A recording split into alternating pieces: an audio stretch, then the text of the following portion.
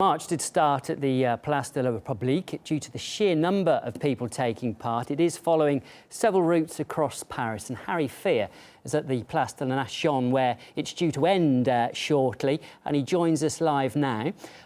Harry, this has been a huge operation, hasn't it, logistically for security forces too. How have they coped?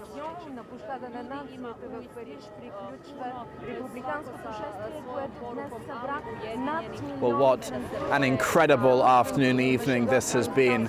More than 1 million people in attendance for this very special national, even international event. Of course, these dozens of world leaders also in attendance.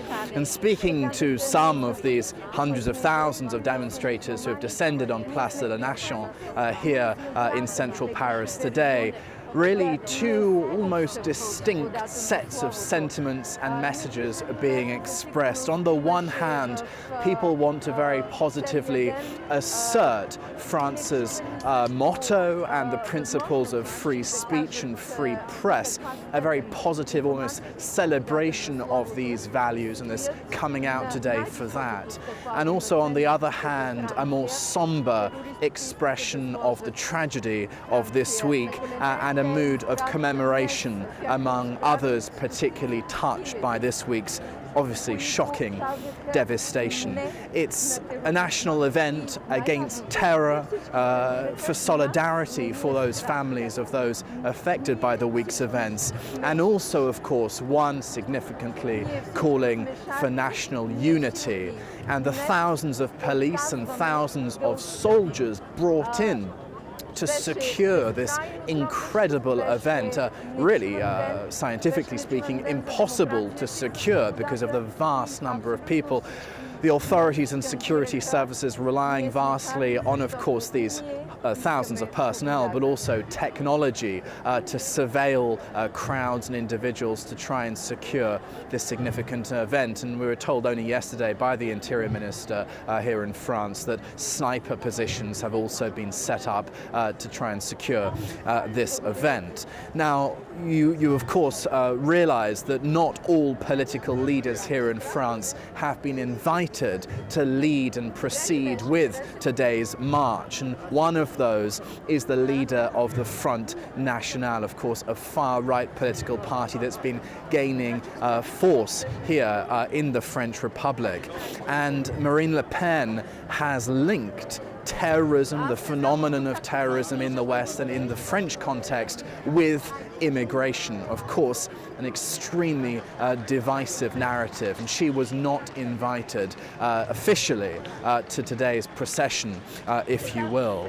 And more broadly, there are really fears of how this week's events could lead to further national disunity in the face of the messages emanating from today's protests. Disunity, particularly wedges being set up by far-right parties, by anti-Semitic and Islamophobic groups, that there could be wedges set up for minority communities in France, Muslims particularly, and also Jews. And there are, of course, fears that there could be an elevation, there could be an increase in the levels of Islamophobic, anti-Muslim violence to be seen in the coming days here in France, as we saw in summer 2013 in the UK context after the terror incident there, when two ethnic minority British Islamists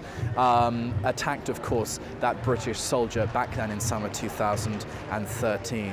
And certainly, of course, there is, in the context of the French Jewish community minority as well, a fear of anti-Semitism and a fear of a rise of anti-Semitism here in France as well. And of course, the Israeli President Benjamin Netanyahu has affirmed that Israel is the national home for French Jews, so to speak, and has, in a sense, opened Israel's arms to further immigration from France of French Jews to Israel. And the French president Hollande has, in a sense, shot back at that, saying that that would be to see increased immigration from France to Israel would be a loss for the French Republic. And certainly you can see here the emergence in these days and hours, in the previous days and in the coming days, of course, and weeks, of course, heated, charged debates on these issues of security,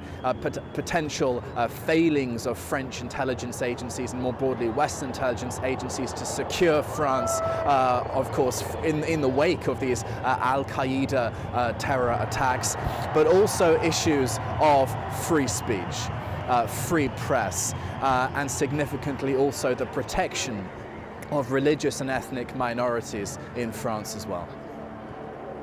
OK, thanks, Harry. That was our correspondent, Harry Fear, in Paris, where hundreds of thousands are marching in honour of the 17 victims of Islamist gunmen.